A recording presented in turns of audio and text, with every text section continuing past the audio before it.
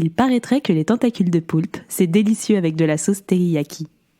J'ai même entendu dire que des tentacules avec un peu de lubrifiant, ça peut être très bon aussi. Je m'appelle Jade. Je suis Mina. Et vous écoutez l'épisode 70 du N'importe qui.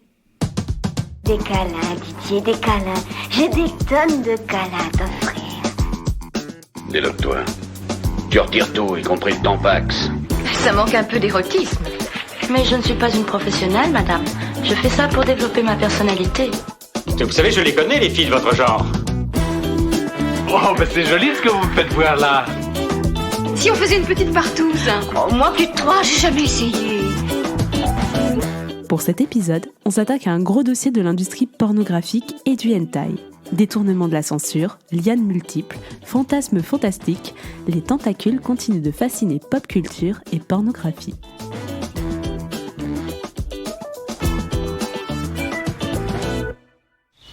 Hé Jamy, tu te rends compte ? Dans 20 milieux sous les mers, Jules Verne parle d'un calmar qui fait 8 mètres de long et qui pèse 25 tonnes. Et il a même été capable de stopper le Nautilus, tu sais, le sous-marin du capitaine Nemo. Oh, j'aimerais pas rencontrer une bête comme ça. Et moi, j'aimerais pas me retrouver nez à nez avec une pieuvre. D'après Victor Hugo, ces bêtes-là sont capables de nous manger tout cru. Oh, et toi, Sabine, t'en penses quoi ? C'est vraiment des monstres, hein ? C'est ça. Et moi, je suis peut-être en train de me faire dévorer toute crue. Mais non, les poulpes sont nos amis. Allez les garçons, venez me rejoindre. Allez Marcel, lève l'ancre, on a le vent en poulpe.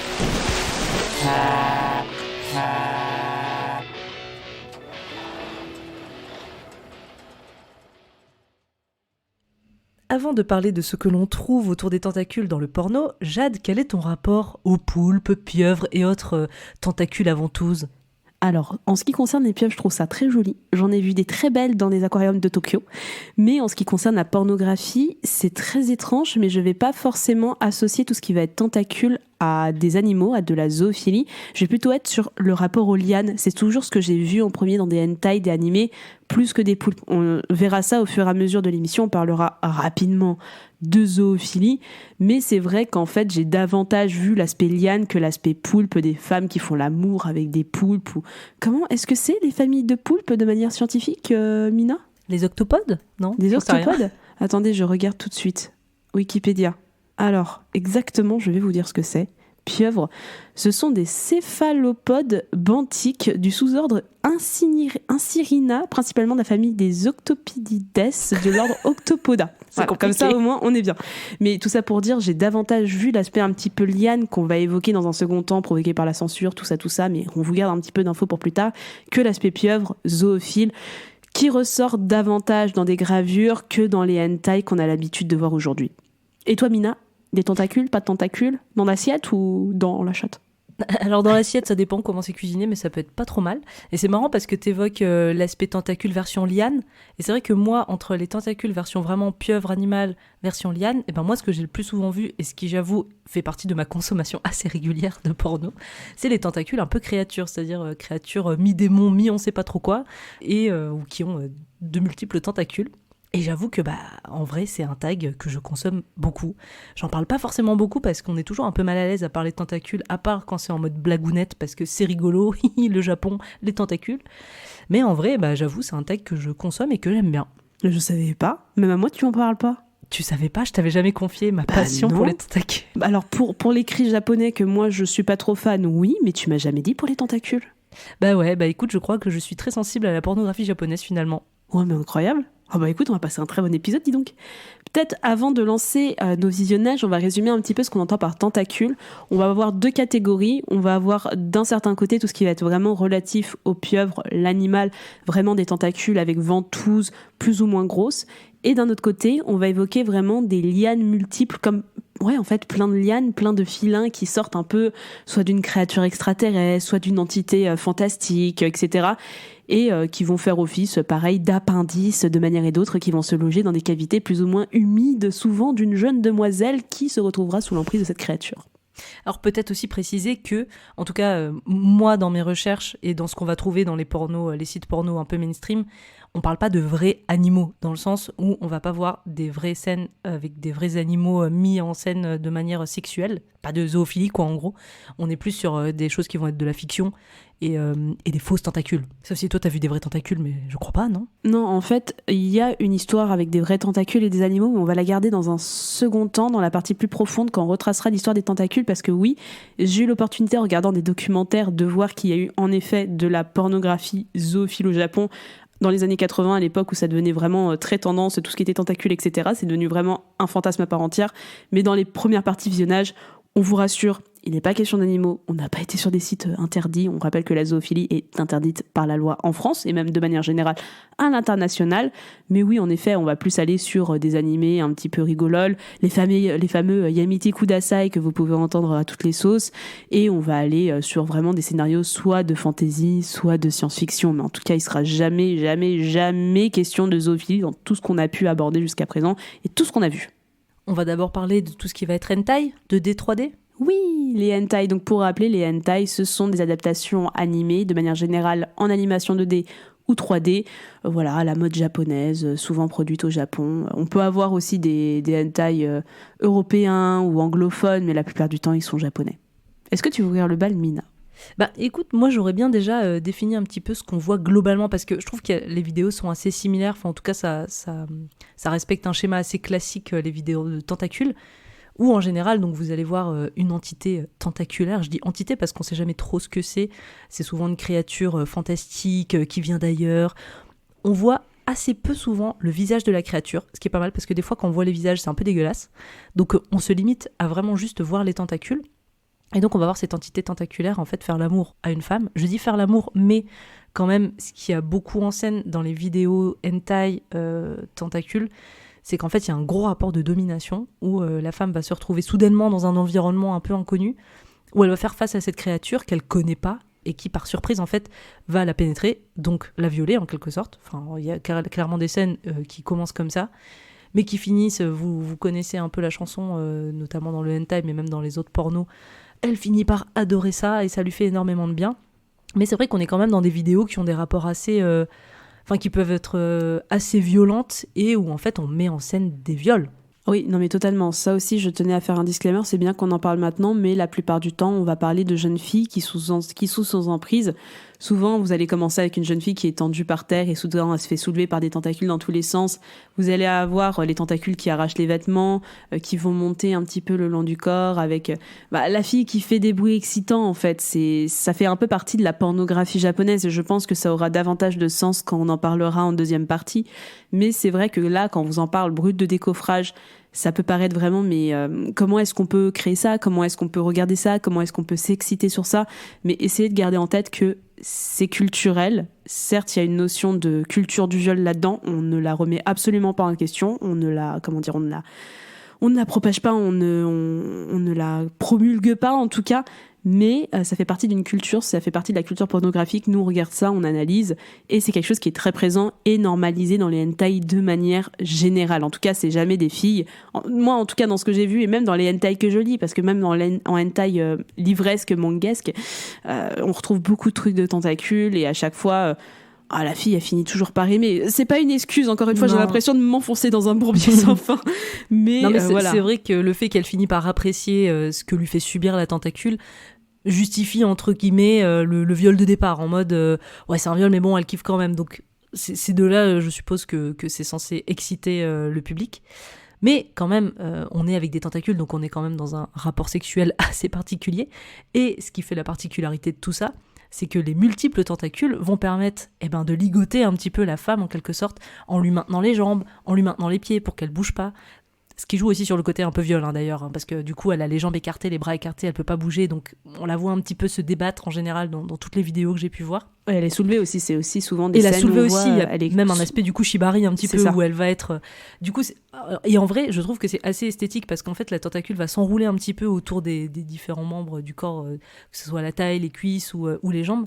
Ça va s'enrouler un petit peu, un peu comme en mode shibari, quoi, et ça va permettre de soulever la femme pour faire du sexe avec elle pendant qu'elle est suspendue un peu en l'air. C'est très particulier quand on en parle, mais... Oui, c'est vrai. En fait, je me dis, si vous ne connaissez pas du tout, alors, on vous jure, c'est quelque chose de très normalisé dans la culture. C'est pas pour autant qu'il faut tout excuser, mais en fait, je suis sûre que si vous regardez, vous êtes curieuse et que vous osez aller regarder, vous verrez que vous connaissez, vous avez déjà un peu des images en tête, parce que on le verra encore une fois dans la seconde partie, mais c'est un phénomène de pop culture qui est repris dans beaucoup de séries, beaucoup de films. Enfin, c'est quelque chose qui est assez normalisé aujourd'hui dans la culture populaire. Et un truc aussi que j'ai trouvé, tu me diras toi Jade si tu trouves aussi que c'est un peu la même chose, mais je trouve qu'il y a un espèce d'anthropomorphisme des tentacules, mais vraiment des différentes tentacules, c'est-à-dire que pour rendre le monstre vivant, parce que moi dans pas mal de hentai que j'ai regardé, en fait souvent, en plus c'est moi ce sur quoi on va tomber en cherchant tentacules sur des gros sites, c'est souvent des vidéos, en fait des films d'animation longs mais coupés pour ne voir que la scène de sexe, et en général dans ces cas-là on voit pas souvent le visage ou le corps du monstre, on voit vraiment juste les tentacules qui dépassent, et du coup je trouve que pour rendre le truc un peu vivant, eh ben en fait ils rendent les tentacules expressives en elles-mêmes, tu sais, un peu à la manière d'un dessin animé qui va humaniser un animal, où on va lui donner des petits mouvements de tête et de bouts de tentacules, en mode oh tiens, un téton, c'est curieux ça, qu'est-ce que c'est, il va titiller. Enfin tu vois, il y a tous des trucs comme ça où en fait ça rend la tentacule très humaine et expressive. Ouais, je vois ce que tu veux dire. Moi, après, c'est vrai que j'ai essayé plutôt de chercher des hentai et des animations où on voyait justement d'où venaient les tentacules. C'est ça qui m'intéressait le plus, de me dire, alors, on sait que dans la plupart du temps, ce fantasme vient du poulpe directement, mais on le retrouve très rarement. Alors, je me suis vraiment posé la question en regardant mes visionnages et en faisant mes recherches de d'où ça vient. Si on n'a pas de poulpe, quelle est la créature ? La plupart du temps, je suis tombée sur des plantes, beaucoup de plantes. Genre, par exemple, une fille qui se promène dans un jardin, elle tombe sur une plante et « Oh, bah dis donc, la plante, elle a une liane. Oh, bah une deuxième liane et en fait, elle fait l'amour. » Et tu sais, c'est un peu comme une plante carnivore où en fait, elle ouvre un petit peu, ses pétales et t'as une énorme langue qui en sort, etc. Enfin, c'était très excitant en vrai. Et je suis tombée sur une autre animation très rigolote, américaine pour le coup, où c'était un petit peu en mode Donjons et Dragons avec des filles qui vont dans une sorte de cave pour chercher un trésor. Et il y en a une qui s'éloigne du groupe et qui tombe sur une espèce de coffre au trésor. Et c'est le coffre au trésor en fait qui, quand il s'ouvre, va lâcher une énorme langue et des tentacules qui vont choper la fille pour faire des trucs. Enfin, c'était hyper excitant et j'étais très surprise de voir à quel point il y avait un imaginaire, mais je n'y aurais jamais pensé, d'où un coffre-fort fait ça à une fille, tu vois. J'ai trouvé ça hyper divertissant, hyper bien. Et justement, je suis très mal à l'aise avec l'idée de juste voir des tentacules sans rien. Je sais pas pourquoi, ça me conforte dans cette idée de viol et j'avais pas envie forcément d'avoir ça. Donc, je préférais voir la source en me disant ça fait un peu moins viol. Tu vois, ça fait un peu moins abus d'une certaine manière. Parce que souvent, quand tu voyais la créature, c'était la fille qui invoquait, qui recherchait, qui était un petit peu dans l'envie de ça. Pareil, je vois beaucoup aussi de tentacules avec du slime, des créatures slime, où c'est des créatures qui vont s'englober tout autour de filles et qui vont avoir des espèces de tentacules aqueuses. Et j'avais vu une vidéo comme ça où c'était une petite sorcière qui justement convoquait une espèce de monstre slime. Et ça se voyait qu'elle avait envie, il n'y avait pas de notion de viol. Et tu vois, ça m'excite davantage. Et je fais OK.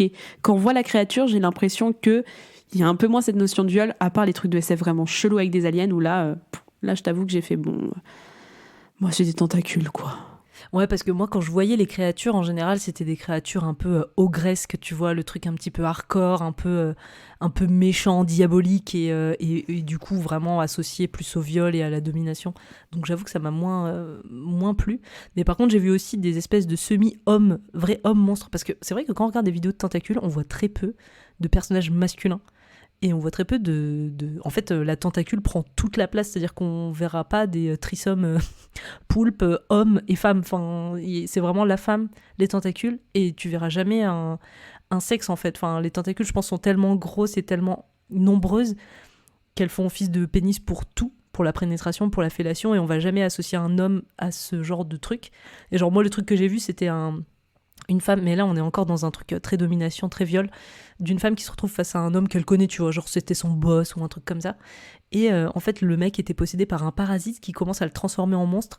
Et, je sais pas si tu vois District 9, le film. Ouais, oui, bien sûr.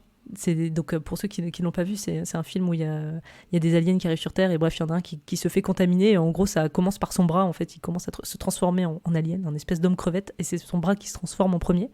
Et donc là c'était la même chose, c'était l'homme, et en fait c'était son bras qui se transformait en espèce de bras poulpe, et il pouvait faire pousser des poulpes, des tentacules un petit peu. Ça a pas un lien avec Parasite, l'animé, le manga et l'animé, parce que il y a aussi ça, je pense que c'est plutôt ça. Hein.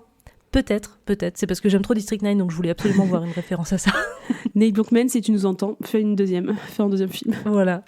Donc là, c'était un peu l'un des seuls animés où j'ai vu un vrai homme humain dans la vidéo, avec des tentacules, mais parce que c'était lui qui se transformait en fait en énorme poulpe. Et sinon, tu as vu un peu tout à l'heure aussi un espèce des femmes, des personnages féminins qui vont invoquer un gros truc dans lequel elles se retrouvent dans le monstre. Et je sais pas si c'est de ça dont tu parles, et moi, ce que j'ai vu aussi beaucoup, c'est les vidéos de tentacules, mais version un peu claustro, où en gros, une femme va se réveiller dans le corps du monstre, et du coup, tu vois pas trop à quoi ressemble le monstre, mais en fait, c'est hyper visqueux. Il y a le côté vachement slime aussi, où c'est très dégoulinant, et en fait, comme elle est dans le monstre, je suppose, il y a un espèce de truc où le corps est compressé par les parois du monstre, pendant qu'elle se fait en même temps titiller avec les différentes tentacules. Et donc, je pense en plus que ça joue sur le côté un peu breastplay, un peu, tu vois, encore plus de difficulté pour se mouvoir, un peu claustro, et du coup, ça accentue aussi le côté un peu domination. Ouais, j'avais vu, fut une époque, alors j'en ai vu plein des vidéos de ce que tu me dis, mais je me souviens être tombée un jour sur un hentai, alors c'est un peu parenthèse, d'une meuf qui se fait avaler par un serpent, donc elle est en train de se faire digérer, et c'est tellement excitant qu'elle se masturbe, tu vois, en étant toute serrée dans le serpent, et spoiler, à la fin, elle meurt. Voilà. Ah, c'est horrible! Oui, c'est horrible. Ah bah oui, oui. Écoute, mais tu vois, c'est un peu en mode cute, en mode, ah là là, je suis contente de mourir dans le plaisir, et en fait, voilà. Je trouve des choses sombres, écoute, Mina, à mes nuits perdues. Dans ma recherche du hentai idéal. Dans le genre aussi, je trouve qu'une particularité des vidéos de tentacules, c'est le côté déformation du ventre et imprégnation. Oh, ça, t'as ça avec les grosses bites de monstres. Désolée, je vais être très très crue dans cet épisode, mais franchement, déformation du ventre, il suffit juste que t'aies une futa. Hein, on se rappelle tous de l'épisode sur les futonari. Si vous l'avez pas écouté, allez voir ça tout de suite. Ou juste de la tératophilie, tu retrouves beaucoup ça. C'est pas attribué spécifiquement aux tentacules. C'est vrai, mais je trouve qu'il y en avait quand même quasi systématiquement dans les vidéos de tentacules, et surtout le côté éjaculation, mais genre éjaculation qui s'arrête jamais. Oui, ça, je suis d'accord. Et ça, c'est quelque chose qui me met vraiment mal à l'aise. Donc, c'est des dessins animés, hein, donc tout est fictif. Mais en fait, tu vas voir le ventre gonfler tellement il y a du sperme dedans. Ça, c'est vraiment... C'est même pas que du sperme, c'est qu'en fait, la particularité de la tentacule, comme disait Mina, c'est qu'elle peut s'introduire dans tous les orifices possibles. Donc, souvent, la classico-classique d'un épisode, c'est poup, une petite tentacule dans le vagin. Mais souvent, ça y va doucement, ça y va même pas forcément violemment. Mais tu vois, c'est d'abord ça titille, ensuite ça rentre, ça fait oui, c'est poup. ça. Ensuite, t'as une tentacule, souvent c'est dans la bouche, ça fait poup. Et ensuite, t'as une autre tentacule dans le cucu, ça fait poup. Et ensuite, tu dis, bah c'est bon, elle a tout bouché. Et en fait, non, il y a au moins une ou deux tentacules qui viennent encore une fois dans le vagin, ça fait poup, poup. Et en fait, t'as plein de petites tentacules. Parce que quand on parle de tentacules, on parle pas de choses très massives. On va parler de choses plutôt fines, ce qui fait qu'en fait, tu peux en rentrer plusieurs sans que ce soit complètement déformé, avec une taille raisonnable. Donc c'est vrai que moi, au bout d'un moment, je les comptais, je faisais 1, 2, 3, 4, 5, jusqu'où va-t-on aller, mesdames et messieurs? 6, 7, tu vois, c'est au bout d'un moment, c'est sans fin, en fait. Tu peux en faire rentrer autant que tu veux. Et souvent, quand c'est des tentacules massifs, oui, là, je suis d'accord avec toi, on a plus de la déformation du ventre, ou dans le sens où, parfois, elle remonte beaucoup. On va pas aller dans la métaphysique d'un être humain, mais parfois, ça remonte beaucoup et très loin dans le système du ventre. Donc, ça fait grossir, même sans forcément d'éjaculation, ou comme on dit dans le porno, de cream pie. On va passer à la seconde catégorie, on va s'intéresser un petit peu à la représentation IRL, in real life, des tentacules, parce que oui, les tentacules ne sont pas 100% réservés pour les jeunes filles des dessins animés, elles sont aussi réservées pour les jeunes femmes de la vie réelle, comme vous et moi, et on trouve plein de choses en fait, surtout dans la catégorie sextoy. C'est très très impressionnant, je trouve, de manière générale. On en avait parlé un petit peu dans l'épisode sextoy avec Amandine Jonio qu'on a sorti il y a 2 épisodes, n'hésitez pas à aller l'écouter également. Mais on a une marque par exemple bien française qui s'appelle Ferra Diamond, qui est spécialisée dans la conception de godemichés. C'est génial, allez les voir, c'est splendide ce qu'ils font. C'est un peu des godemichés fantaisistes. Vous allez avoir des cornes de licorne, des bulbes de fleurs, mais surtout vous allez avoir des tentacules. Et c'est vrai que quand je regarde souvent les marques de sextoy, je retrouve souvent des tentacules un peu moins en silicone, mais davantage en verre. Donc c'est vrai que ce sont des sextoys qui sont assez présents, je trouve, sur les sites pornographiques. Bah, c'est presque un des trucs qu'on voit le plus vite remonter quand on tape tentacules maintenant, je trouve, sur les pornos. Il y a de moins en moins de hentai, mais de plus en plus de modèles en fait qui vont se spécialiser dans les sextoys un petit peu fantastiques et dont les tentacules, et beaucoup aussi de modèles un peu cosplay. On reste dans ce côté un peu Japon, un peu kawaii, avec des gens qui sont très pop culture, un peu geek. Et donc après, les vidéos, pas grand-chose à raconter de plus, hein. Ça joue pas forcément sur le côté monstre, il n'y a pas de mise en scène, il n'y a pas de scénario, c'est vraiment juste une femme qui se masturbe face caméra avec des godes en forme de tentacules. Ouais, mais c'est quand même sympa, tu vois. Souvent, il y a du cosplay, comme tu disais en plus. J'ai vu des personnages de Naruto, de One Piece avec des Gonmiché en forme de tentacules. Et je trouve ça chouette, tu vois, mine de rien. Je fais franchement, écoute, c'est des solos comme on a l'habitude d'en voir. Mais c'est vrai que le côté tentacule, bah, ça reste un Gonmiché. Ça reste pas, comment dire, un appendice d'un être vivant qui bouge un petit peu. Je trouve que, ok, on va avoir un peu moins l'aspect cracra, entre guillemets, de la tentacule, mais ça perd un peu en intérêt. Je fais, bah, c'est un Gonmiché en fait. C'est ça. voilà, ça change pas grand chose. Il a une forme rigolote, il a une couleur rigolote. Je ne dis pas le contraire, mais ça reste un Gonmiché. C'est vrai qu'on perd un peu l'intérêt de se dire c'est une tentacule, c'est très joli, mais disons que ça reste un Gonmiché en fait en fin de compte. Bon, c'est vrai que ça, comme tu disais, en fait, ça prend de l'intérêt quand le modèle est vraiment dans un délire un peu cosplay, un peu un univers fantastique, où là, ça peut, voilà, ça match avec le reste. Quand c'est juste quelqu'un vraiment lambda qui n'a pas du tout un univers fantastique, qui se masturbe avec un sextoy en forme de tentacule, t'es là genre, bon, ok, why not? Mais ça change pas grand-chose d'un sextoy normal. Donc, si c'est couplé avec du cosplay, ça marche. Mais en tout cas, c'est vrai qu'on en voit de plus en plus. T'as cité Farah Damon. Évidemment, on avait déjà cité dans l'épisode précédent Bad Dragon, qui est un peu... je pense plus aux États-Unis, du coup, une marque un peu spécialisée là-dedans.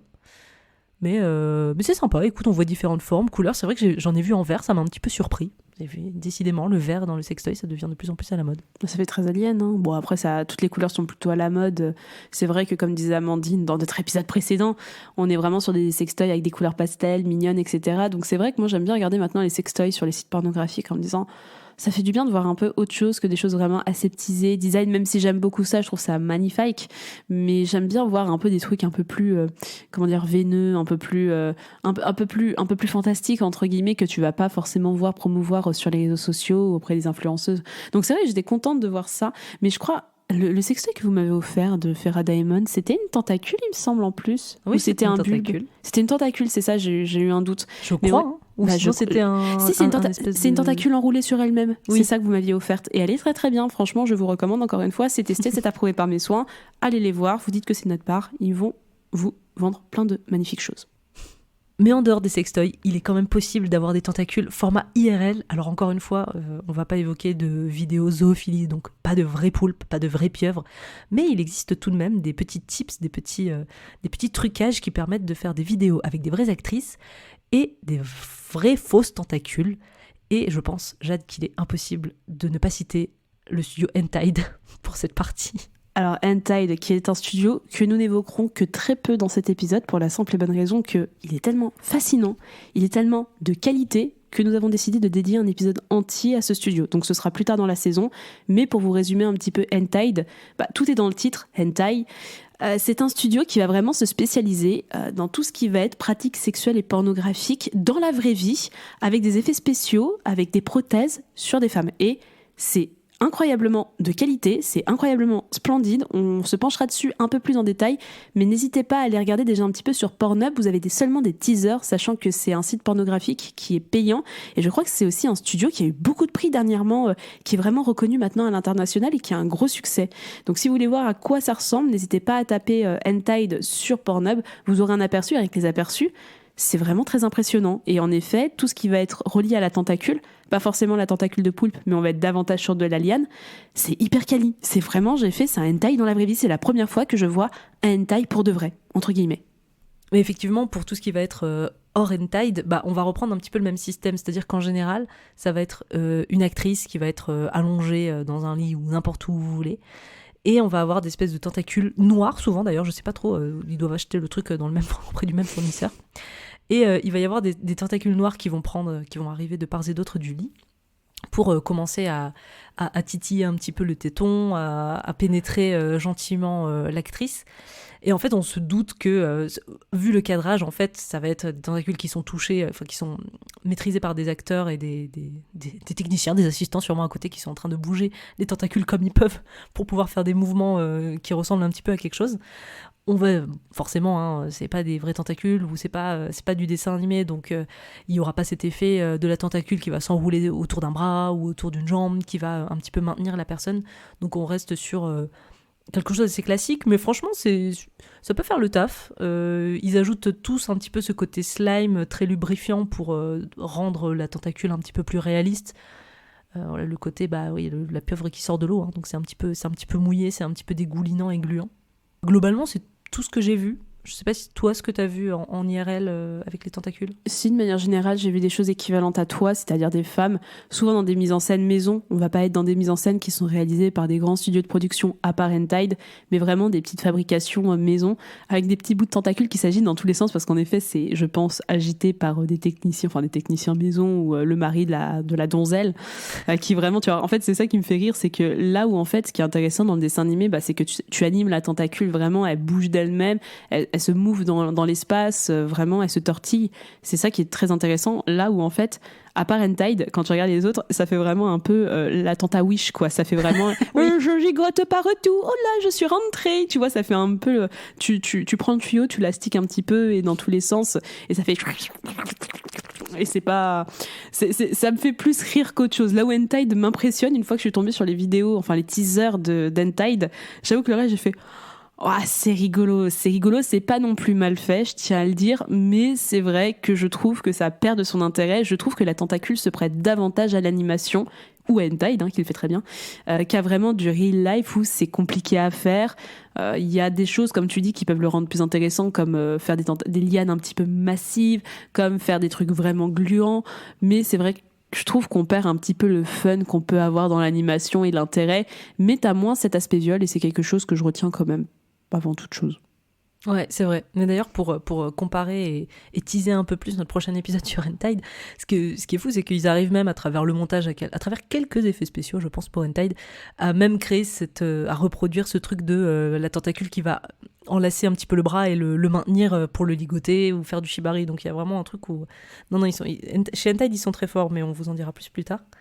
Et moi, en IRL, je tiens juste à noter que j'ai vu une vidéo, je pense que c'était un film ou une série japonaise, où tu suivais genre 3 super-héroïnes de Tokyo en latex qui arrivent dans un truc dans un souterrain ou un truc en sous-sol, j'en sais rien, où en fait elles se font attaquer par pareil des tentacules, tu sais pas trop quelle est la créature. Et du coup, c'est le même système, c'est vraiment sûrement 4-5 assistants qui sont en train de remuer des tentacules autour d'elle. Mais ça dure très longtemps, et vraiment c'est à l'ancienne, c'est vraiment le truc japonais avec le générique chanté au début. Ça fait très bizarre pour un film porno avec des tentacules, tu t'attends pas à un truc aussi catchy. C'était très drôle. Et on va passer à la deuxième partie de l'émission. On va revenir un petit peu sur l'histoire et la fascination des tentacules, parce que c'est pas quelque chose qui remonte aux années 2000, aux années 80, c'est quelque chose qui remonte même au Japon de l'ère Edo, avec la première occurrence de représentation érotique de poulpes et de tentacules. Elle date de 1814 avec une estampe japonaise érotique qu'on appelle un shunga, qui n'est pas moins que le rêve de la femme du pêcheur Dokusai. Je pense que vous avez forcément vu au moins une occurrence ou cette estampe au moins une fois dans votre vie. Vous allez avoir une femme qui est allongée sur le dos et qui va en fait avoir une pieuvre au niveau du visage qui va glisser ses tentacules comme pour donner une sorte de baiser à la femme, et entre ses cuisses une autre pieuvre bien plus imposante qui va glisser ses tentacules et qui est en train de pratiquer en quelque sorte un cunnilingus. La renommée de Kusai a fait que c'est devenu un petit peu la première apparition connue de ce fantasme, ou en tout cas de cette mise en scène de la tentacule érotique. Mais sachez qu'en fait, Hokusai n'est même pas le premier à avoir mis en scène une tentacule, ou en tout cas une pieuvre avec une femme de manière érotique. Ça remonte même avant, en 1782. Je pense que ça remonte même en tout cas plus en avant, mais ce qu'on a retrouvé de plus ancien, ce qui est disponible en tout cas, c'est une œuvre de Kitao Shigemasa dans Programme érotique No Play, qui est une impression sur bois qui représente une femme dans l'eau qui se fait pénétrer par une pieuvre. Et juste après, donc on est encore en 1780, en 86 cette fois-ci, avec Katsukawa, qui a fait plusieurs séries d'œuvres qui s'appelle Lust of Many Women on 1000 Nights. Il va y avoir plusieurs de ces œuvres où ça va mêler des femmes et des pieuvres, dont une qui ressemble d'ailleurs beaucoup à celle de Kusai. Ce qui est marrant, c'est qu'en fait, on peut voir un petit peu une évolution, j'ai l'impression, entre les premiers tableaux de cette ère-là au XVIIIe siècle, où on va voir s'intégrer le poulpe doucement, en fait, de manière érotique. Je pense qu'on vous mettra des liens en description pour que vous voyez un petit peu à quoi ça ressemble. Au début, on va avoir, par exemple, une plongeuse peu vêtue qui sort de l'eau, et on va voir un poulpe un peu en fond qui l'observe. Mais du coup, il y a un côté un peu érotique, genre c'est comme s'il l'observait un peu de manière intéressée, jusqu'à ce qu'on arrive à carrément un poulpe qui fait un cunnilingus à une femme avec Kusai, voire des doubles peinés dans les années 80 avec les premiers hentai. Mais c'est pour dire que c'est vrai qu'avant Kusai, au XVIIIe siècle, il y avait déjà la tentacule représentée comme un concept un peu érotique et sexuel. Je pense que le fait que le Japon soit une île qui a vraiment un rapport à l'eau et qui est quand même assez différent fait que le poulpe était assez utilisé pour représenter les choses de manière sexuelle. Mais voilà, ça existait déjà au XVIIIe siècle. Et ce qui est très intéressant, c'est qu'en fait, c'est vraiment un courant érotique qui est né au Japon et qui est perçu à l'époque par les Occidentaux comme un viol. Vraiment, les Occidentaux, ils voient un viol, des monstres qui s'emparent de femmes. Là où, au contraire, le Japon voit ça comme de l'érotisme, voit ça vraiment comme un ébat mutuel et pas forcément une femme sous emprise. Donc on va déjà avoir au 19e siècle, comme au 20e siècle, vraiment cette espèce, de brisure de morale, entre guillemets, qui va rester, et même nous aujourd'hui on l'a, c'est-à-dire que le Japon va considérer ça comme érotique, là où nous on va plus avoir tendance à dire, quand même elle a l'air de quand même pas mal se débattre, la madame, elle a pas l'air forcément très très à l'aise, là où les Japonais vont dire mais non, elle aime ça, enfin, ça suffit. Donc c'est vrai qu'on a déjà un petit peu cette dualité au niveau de la morale, ce paradoxe entre deux courants de pensée à la fois occidental et asiatique qui vont se confronter déjà à l'époque. Ce qui va aussi changer un petit peu l'importance des tentacules, ça va être vers 1868. Donc en fait, à l'ère Edo, donc tout ce qu'on a cité auparavant au XVIIe, XVIIIe siècle, avec notamment le rêve de la femme du pêcheur de Dokuzai, on est sur une fermeture des frontières japonaises. Les shunga érotiques, ça pullule un petit peu et comme tu disais, en fait, ça ne choque pas là-bas. Mais par contre, à partir de 68, il y a ce qu'on va appeler la restauration de Meiji, où ça va être une période d'ouverture au monde occidental, et ça va être aussi une période de censure sur certains sujets, notamment tout ce qui va pouvoir être critique envers le nouvel empereur, le nouveau gouvernement. Et donc il va y avoir une mise en place assez forte de la censure, où la pornographie va être concernée pénalement, enfin ça va être puni par la loi, donc il y aura moins de contenu explicite, il va y avoir un contrôle au niveau de la diffusion et de la vente de ces contenus, ce qui fait qu'on va avoir de moins en moins à cette période de contenu aussi explicite sexuel. Et donc peut-être que la tentacule va devenir à partir de ce moment-là aussi une solution pour contourner la censure. Parce qu'en effet, comme l'a dit Mina, c'est à partir de 1907 que le code pénal japonais a été adopté. Et dedans, plusieurs codes, dont l'article 175 qui punit d'emprisonnement et ou d'amende quiconque vend ou distribue du matériel obscène, surchargeant un article 21 de la Constitution japonaise qui date déjà de 1947, qui reviendra un tout petit peu après, qui garantit la liberté d'expression et interdit la censure. Donc en fait, il y a un peu cette espèce de truc où on dit tout ce qui va être obscène, tout ce qui va être ouvertement sexuel, c'est interdit. Et ça l'est encore aujourd'hui. Aujourd'hui, si vous allez au Japon, comme moi j'ai été au Japon en septembre dernier à Tokyo, j'ai pu me balader dans des rayons de hentai, et si vous y allez, tous les hentai seront soit pixelisés, soit avec des barres. C'est quelque chose qui est toujours d'office aujourd'hui.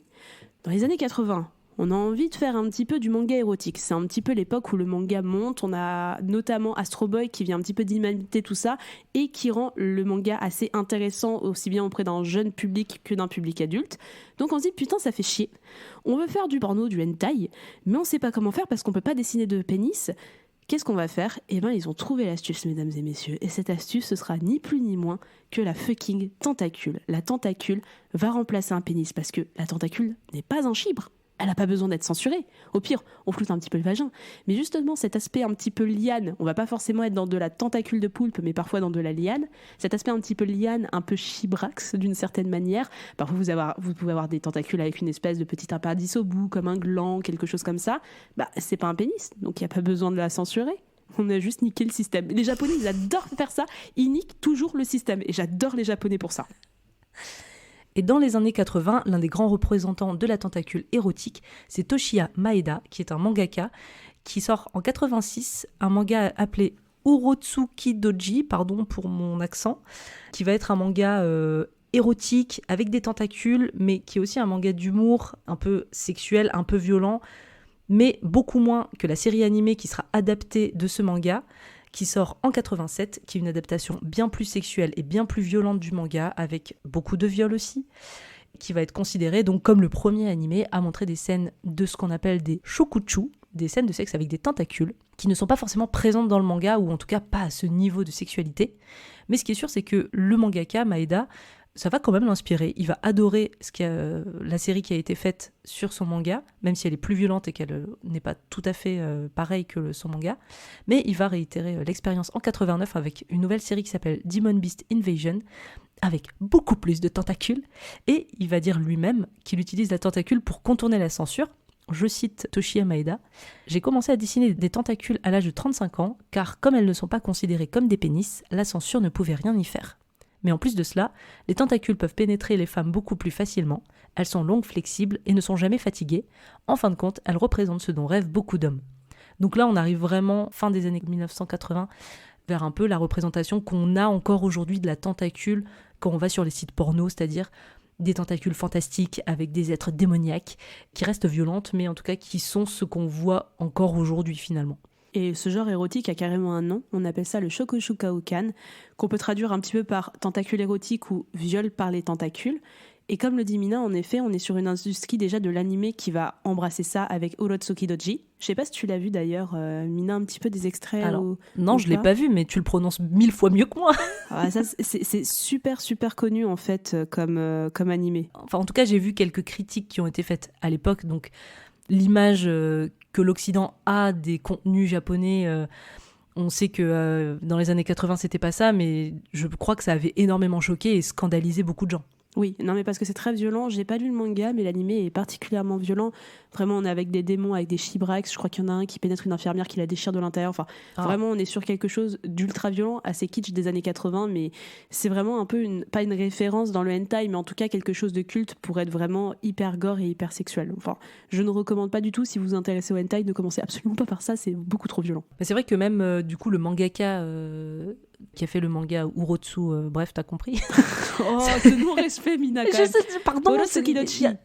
Oui, voilà. Et ben, celui qui a fait ce manga, quand il a vu l'adaptation animée qui a été faite, il était choqué. Et vraiment, ses propos, c'est genre, c'est dégueulasse, c'est hyper violent, mais en même temps, c'est du génie. Donc, il y a ce truc-là, un petit peu de répulsion, fascination, je pense, qu'il y a avec cette série animée.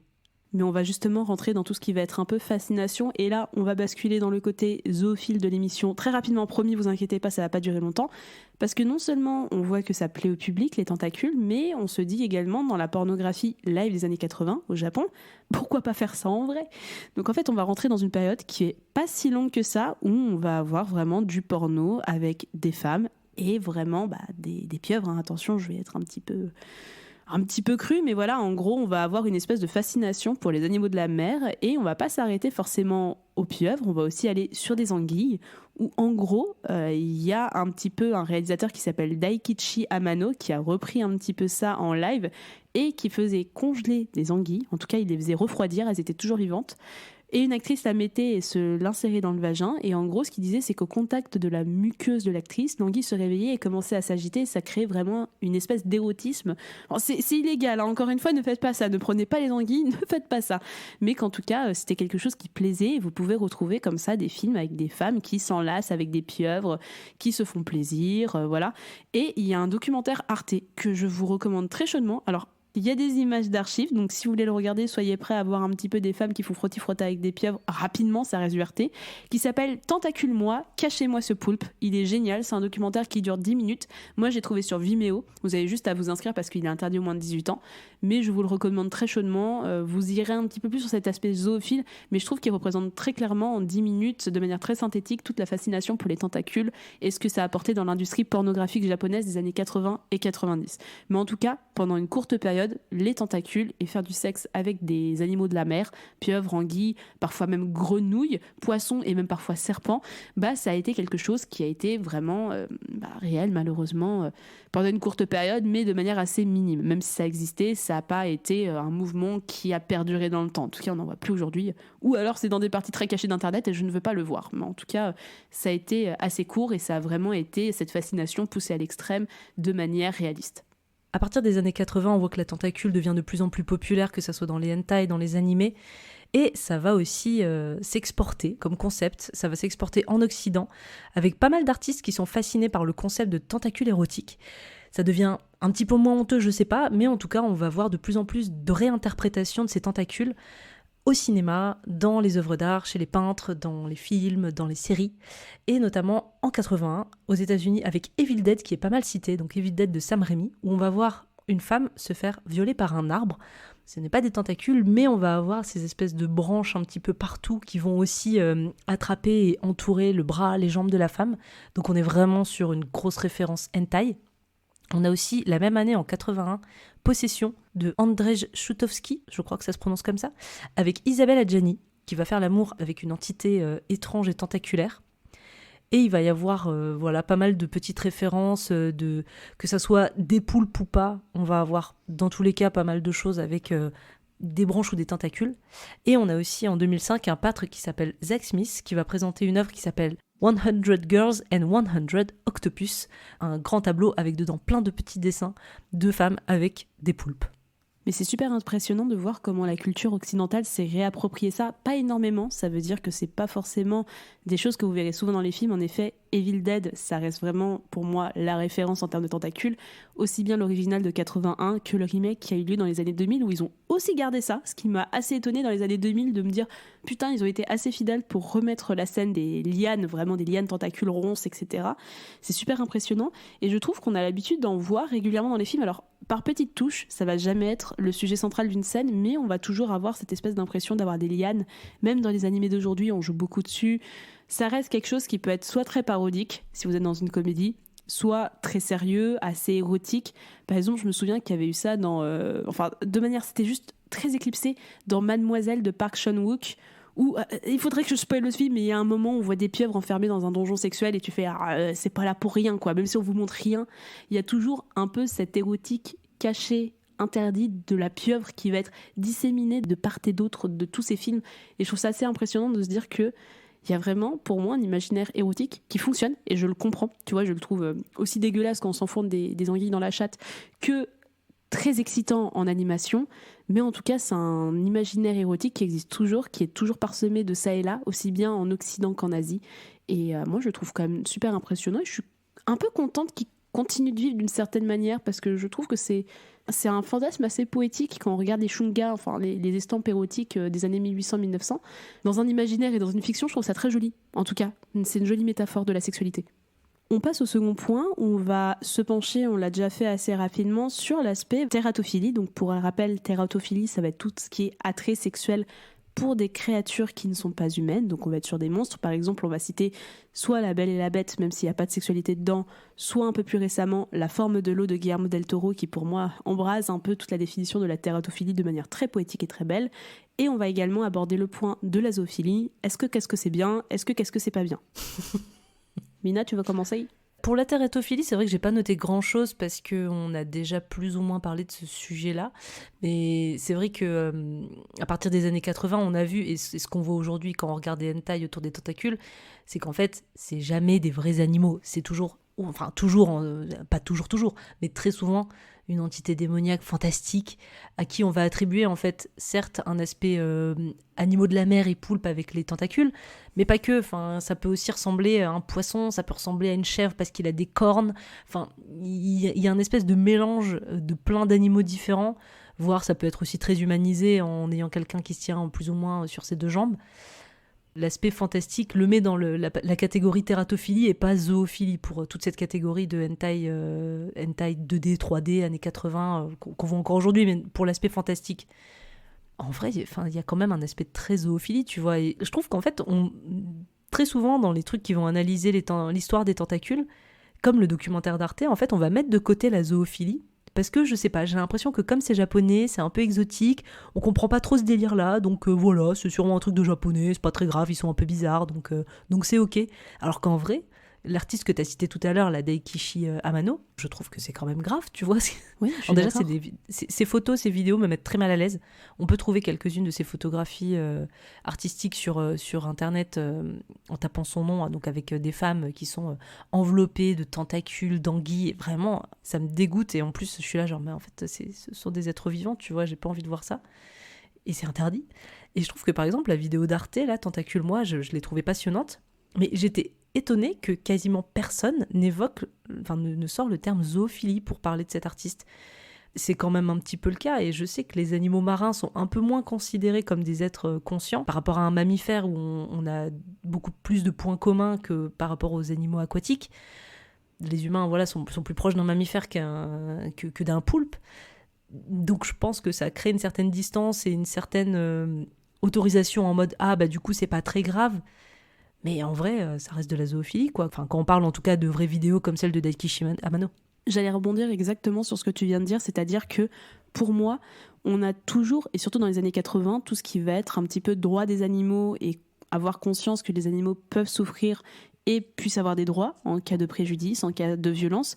Je pense que c'est quelque chose qui est très récent et qui s'applique pas encore forcément sur tous les animaux. Regarde par exemple les homards, aujourd'hui on les fait toujours bouillir vivants. On rappelle que pour pouvoir cuisiner un homard, on le plonge vivant et il meurt ébouillanté. C'est absolument atroce, je ne refuse de manger du homard dans ces conditions. Et que comme en effet ce sont des animaux qui sont très éloignés de l'homme et dont on n'a pas en tête la reproduction, la méthode de reproduction, on a un peu tendance à les voir comme des animaux asexués et plus comme des accessoires. Est-ce que tu vois ce que je veux dire ? C'est que, par exemple, si on prend l'anguille ou le poulpe, on n'a pas de pénis qui sort comme, par exemple, plein d'autres animaux peuvent avoir. Tu vois, on n'a pas une reproduction qui est identifiée. Donc, on a plus tendance à les voir comme des accessoires, comme des choses vivantes. On bouffe du poulpe vivant. On voit encore aujourd'hui des influenceuses chinoises qui bouffent des poulpes vivants avec des tentacules qui sortent de la bouche. Je tenais aussi à revenir là-dessus parce que je pense qu'il y a vraiment un aspect très érotique dans ces influenceuses asiatiques, la plupart du temps, qui vont te bouffer des poulpes avec les tentacules. Je crois qu'il y en avait eu une, c'était très rigolo, ça m'avait fait beaucoup rire, c'était il y a quelques années, qui a bouffé un poulpe, enfin qui essayait de bouffer un poulpe, sauf que le poulpe il se laissait pas faire, et il lui a collé sa tentacule contre le visage, elle n'arrivait pas à se décoller, elle a pété un câble en direct parce qu'elle n'arrivait pas à le décoller. Je crois que ça a fini aux urgences et tout ça, et j'ai envie de dire, arrêtez de bouffer des animaux vivants, ça ne se fait pas, ce n'est pas possible.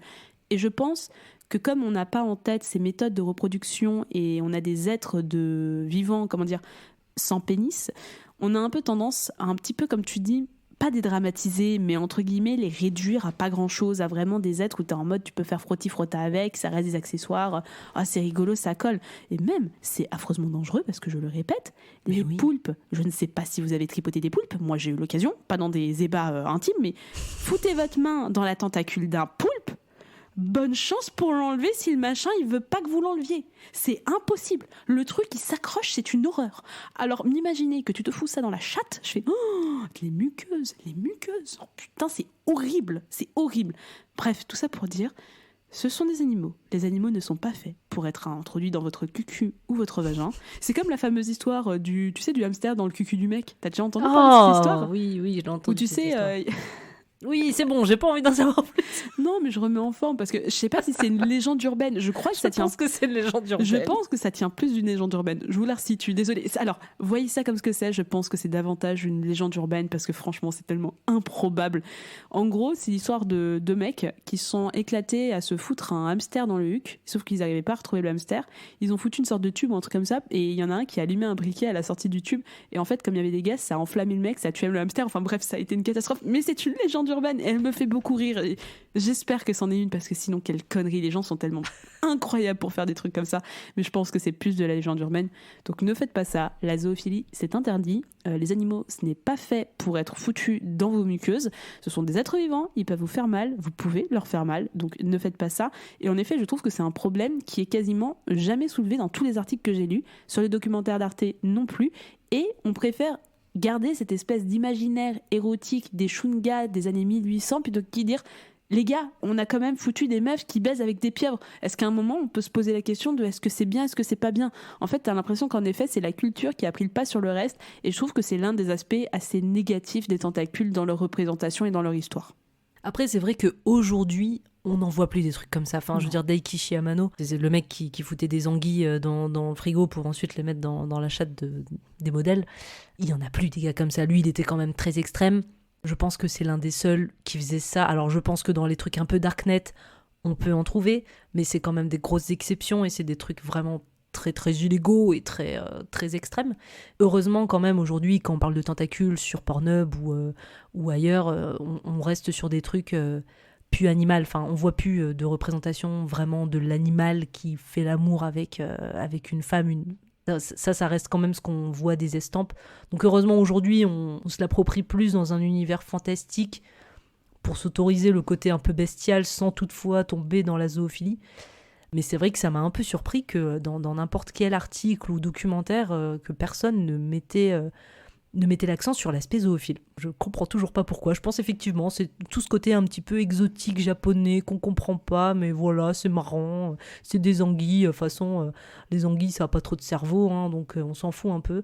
Mais ça reste quand même de la zoophilie, donc je suis bien contente qu'aujourd'hui on en reste à des hentai en 3D ou en 2D pour le fantastique et qu'on fait ça avec des créatures semi-humaines, semi-animales, mais pas des vrais animaux. Troisième point et dernier point, on va revenir un petit peu sur le marché des sextoys tentacules, parce qu'en effet, ils ont un énorme succès. Moi, personnellement, j'en vois de plus en plus. Je sais pas, Mina, si c'est le cas pour toi, mais je retrouve de plus en plus de modèles de tentacules. On a évoqué Farrah Daemon. Il y a également, moi personnellement, je suis très très fan de tout ce qui est sextoy en verre, je trouve ça fantastique. Et justement, j'avais vu des modèles tentacules qui ressortaient, même auprès de ma marque préférée, l'Indécent Coucou, qui a sorti un modèle tentacule que je trouve très beau. Donc j'ai l'impression que c'est aussi une manière d'outrepasser tout ça et de se dire, tu peux avoir ta tentacule avec un aspect un petit peu particulier, te l'approprier et que ça reste un sextoy avant tout, sans avoir besoin d'acheter une pieuvre au supermarché du coin, quoi. Et je trouve que c'est plutôt pas mal, ça commence à prendre de plus en plus de place et en plus, c'est des beaux objets. C'est marrant que tu dises ça parce que moi, au contraire, j'ai un peu ce sentiment il y en a de plus en plus parce qu'on en voit de plus en plus dans les pornos. Mais en fait, quand je vais taper sextoy tentacule sur Internet, je tombe sur Bad Dragon, la marque spécialisée dans les sextoy fantasy, je tombe sur Farrah Daemon, l'entreprise française, et en fait, après, je tombe sur des sites un peu tout pourris, genre Amazon ou AliExpress, enfin, tu vois, les trucs vraiment pas de qualité. Et du coup, je pensais en trouver plus que ça. Et finalement, pas tant que ça, donc peut-être après j'ai pas assez fouillé, ou peut-être que les marques très connues ne se lancent pas là-dedans parce que c'est trop extrême d'une certaine manière, ça va un peu trop loin dans le côté peut-être un peu plus sale que ce qu'on a déjà évoqué, les sextoys un peu lisses, un peu rose bonbon. C'est peut-être un peu too much pour elles, donc peut-être qu'il faut aller sur des marques un peu à la Farrah Daemon, un peu plus indépendantes et petites, pour trouver des sextoys tentacules. Mais c'est vrai que je pensais en trouver un petit peu plus, mais il faut peut-être que je me concentre sur des entreprises plus petites. Regarde sur Etsy. Sur Etsy, tu peux en trouver. Alors attention, parce que Etsy, tu as aussi de la revente. Mais justement, j'étais tombée sur un Etsy en particulier qui s'appelle Amar Hussein Creations, qui est un petit peu une sorte de Farrah Daemon. En fait, c'est la rencontre entre Farrah Daemon et Bad Dragon.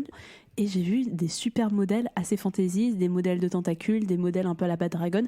J'ai l'impression, en regardant les avis, que c'est de qualité. Tu vois, c'est pas de la revente, c'est pas du dropshipping. C'est des choses qui sont faites maison, un petit peu à la Farrah Daemon. Tu peux trouver quelques marques qui sont spécialisées vraiment là-dedans. Mais si vous voulez quelque chose de qualité, vraiment, on vous conseille Farrah Daemon si vous êtes vraiment fan et que vous voulez essayer. Ça coûte un peu cher, mais franchement, c'est vraiment des beaux objets. Vous avez des tentacules de toutes les couleurs, dans plusieurs positions. Je crois que soit elles sont dépliées, soit elles sont un peu repliées comme celles que vous m'aviez offertes.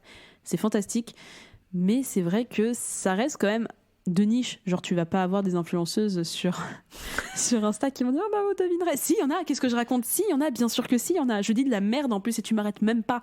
Mais on va dire que les influenceuses les plus connues comme Macha, WeQ, Orgasme-moi, etc. Ces créatrices qu'on aime beaucoup, entre guillemets. Et on va en avoir d'autres. En effet, je me souviens que Farrah en relaie beaucoup sur leur page Insta et je vois beaucoup de créatrices un petit peu, ou peut-être des modèles qui ont peut-être des pages OnlyFans qui en mettent en avant. Regarde de plus en plus sur leurs réseaux sociaux, ils mettent souvent en avant des meufs qui font des photos mais en plus splendides avec des Farrah. Donc si, j'ai l'impression que ça commence à devenir de plus en plus accepté, mais aussi parce que les Farrah, c'est des beaux objets. Moi je trouve qu'au-delà d'être des sextoys, ce sont vraiment des beaux objets où, même si vous les utilisez pas, franchement, laissez-les sur une étagère, personne n'y verra rien. Franchement, tout le monde dira oh, il est joli ta petite tentacule là, c'est original.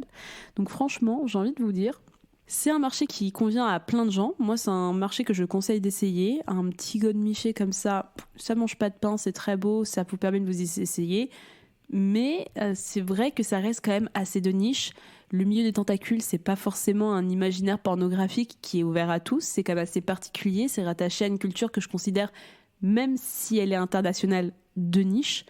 Et c'est vrai que c'est pas forcément la première chose qu'on va s'acheter quand on veut un petit sextoy. En plus, justement, j'allais te demander parce que, c'est vrai que tu vois, les tentacules, on les voit pas chez les gros revendeurs en fait. On va jamais voir de tentacules au Passage du Désir. En tout cas, j'en ai pas vu dernièrement. Du coup, je me dis c'est peut-être trop hard pour le public parce que pas hard dans le sens forcément taille, mais dans le sens où c'est trop pervers en fait de se masturber avec une tentacule. Et du coup, je me dis c'est peut-être trop assimilé justement à une entre guillemets déviance sexuelle, tu vois, le côté hentai un peu sale, un peu pervers. Et peut-être aussi que ça fait peur, tu vois, parce que moi, je n'en ai jamais utilisé, mais est-ce que c'est si agréable que ça, tu vois? Parce qu'à première vue, comme ça, une tentacule, même si c'est très joli chez Farrah Daemon, tu vois, le truc un peu en forme de vague, tu peux avoir un peu du mal à l'imaginer en toi, tu vois. Donc, c'est peut-être aussi une peur de la sensation qui n'est pas forcément ce à quoi on s'attend. Je sais pas, toi, tu l'as testé, donc a priori, c'est un succès. Non, mais de manière générale, en tout cas, pour l'avoir essayé, moi, je trouve que c'est pas plus dérangeant que ça. En tout cas, c'est pas plus dérangeant qu'un autre godemiché, mais je comprends et je suis d'accord avec toi que c'est pas évident, je pense, de dire... alors déjà, de dire j'utilise des sextoys, ça commence à devenir de plus en plus accepté et pas mal vu, mais on n'est pas encore rendu à du 100% approved par la population sociale. Mais en plus, te dire que, regardez, j'ai des sextoys dont un godemiché tentacule, je pense pas que ce soit, très très bien vu, comme tu dis, et je pense pas que ce soit socialement acceptable, à part auprès d'un public soit un peu kinky de la tératophilie, soit assez ouvert d'esprit, mais encore une fois, il faut tout pour faire un monde. Mais j'ai l'impression quand même, quand je vois les stories de Farah Diamond, quand je vois toutes ces meufs qui en achètent et qui les mettent en avant, ça me donne un peu espoir en l'humanité en me disant que c'est bon, on peut accepter de se dire qu'on a des godemichés un peu fantaisistes, que c'est pas baiser avec des poulpes, et que ça peut être un bon moment, que c'est juste rigolole, qu'on peut s'exciter sur ça comme on peut s'exciter sur le monstre de la forme de l'eau. Au bout d'un moment, pourquoi pas. Enfin, ça fait de mal à personne, c'est pas une pieuvre, c'est juste un godemiché en silicone. Il faut arrêter, ça ne va pas casser 3 pattes à un canard, ça ne va pas changer le cours de votre vie et faire un effet papillon et détruire ta vie socialement. Donc au bout d'un moment, juste laisser les gens faire ce qu'ils veulent avec les sextoys qu'ils veulent, de qualité de préférence, et le monde s'en portera mieux. Mais avec tout ça, Mina, est-ce que ça t'a excité les tentacules, même si tu m'as dit au début de l'émission que c'était ton kink, mais est-ce que ça t'a excité les tentacules ? Mais oui, je me suis déjà confiée en début d'émission, mais c'est vrai que les tentacules, c'est un peu mon kiff, j'avoue. Alors pas tout, parce que déjà, il faut trouver des trucs de qualité, et les vieux hentai des années 80, c'est très old school, hein, donc ça passe ou ça casse, et aussi le côté un peu trop violent, viol, c'est pas mon délire. Donc il faut fouiller un peu pour trouver des trucs de qualité, pas trop vieillots, et un petit peu dans le consentement des deux parties, du poulpe et de la femme. Donc il faut fouiller, mais moi j'adore ça, je trouve que l'imaginaire autour, il est génial. Le côté aussi mélange de shibari avec les tentacules, je trouve ça très excitant. Et c'est vrai qu'en IRL, on pourrait croire que c'est cringe, mais grâce à Entide, qu'on analysera dans une prochaine vidéo, on peut trouver aussi des tentacules excitantes avec des vraies actrices. Et ça, c'est fantastique. Enfin, franchement, je trouve que c'est vraiment quelque chose de génial qui a pu être développé là-dessus. Et sinon, l'histoire de la tentacule, elle est tellement fascinante. Ça raconte aussi pas mal de choses sur l'histoire du Japon, donc c'est aussi très intéressant de ce point de vue-là. Et voilà, j'espère que les tentacules vont encore plus se démocratiser en Occident, en France. Je trouve que c'est encore tout doux pour l'instant et personne n'ose parler de son kink sur les tentacules. Je suis peut-être la seule finalement à avoir un kink là-dessus. Mais j'espère que ça va un petit peu se démocratiser et qu'on va avoir des vidéos de tentacules de plus en plus sympas, de qualité, avec du consentement et que les gens vont petit à petit peut-être s'y mettre. C'est ce que j'espère. Et toi, Jade ? Est-ce que les tentacules, ça t'a excité ? Alors oui, moi les tentacules, ça m'excite, mais c'est vrai que l'aspect viol me dérange beaucoup. C'est-à-dire que j'aime beaucoup les vidéos de tentacules, plutôt de slime. De manière générale, j'aime bien l'idée d'avoir cette espèce de matière visqueuse, un peu tentaculaire, par des meufs qui le convoquent, entre guillemets, qui l'invoquent. Mais c'est vrai que l'aspect viol me gêne énormément. Quand c'est une tentacule qui est trop animale, on va dire ça comme ça, pareil, pour moi, c'est un tue-l'amour direct. Ouais, j'aime bien les tentacules, mais ça dépend du scénario, parce que oui, je fais partie de ces personnes qui aiment s'intéresser au scénario de pornographie. Et quand c'est vraiment du viol avec un « Yamete kudasai », oh là là, tu vois vraiment que la meuf, elle est en résistance, elle se débat et tout ça, oh là là, je t'avoue, j'y arrive pas. Je comprends que ça puisse exciter, c'est des dessins animés, on est dans un imaginaire, mais pour moi, c'est tellement culture du viol que j'ai un peu de mal.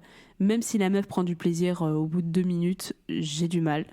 Mais quand la meuf est consentante, il n'y a pas de souci. Moi, je trouve que c'est un bon moment et je vais pas vous cacher que j'aime tellement les pieuvres et les tentacules que je m'en suis fait tatouer une sur le côté de la jambe. Donc pour moi, la tentacule fera toujours partie de ma personne jusqu'à ma mort, ou si on m'écorche, peut-être que j'aurai plus de tentacules, mais j'espère qu'on m'écorchera jamais. Mais sinon, voilà, c'est pour vous dire à quel point je suis fascinée par l'animal, je suis fascinée par la culture de manière générale. Comme tu l'as dit, pour moi, ça représente un pan de la société japonaise absolument incroyable. Je trouve qu'en point de vue pop culture, c'est hyper intéressant, ça en dit beaucoup sur nos sociétés, sur notre imaginaire érotique, et je trouverai toujours la tentacule fascinante dans le bon et le mauvais aspect du terme. Merci de nous avoir écoutés. On espère que cet épisode vous a plu et que vous avez appris plein de choses sur les tentacules. Si vous avez aimé cet épisode, vous pouvez nous soutenir en mettant 5 étoiles sur Apple Podcast et Spotify. Pour en savoir plus, vous trouverez toutes les références de l'émission dans la description de l'épisode. Rendez-vous sur notre Insta @n'importecu pour être au courant des prochaines émissions. D'ici là, on se dit à dans 2 semaines. Allez, ciao! Daniel, Julien, la route est longue, hein? Bon voyage, Maurice! Nous préférons rester ici. On va s'en donner à cœur joie. Salut, je vais me faire bourrer toute la journée, j'ai trouvé la queue qu'il me faut. Peut-être est-ce que vous la trouverez vous aussi. Hey, ciao.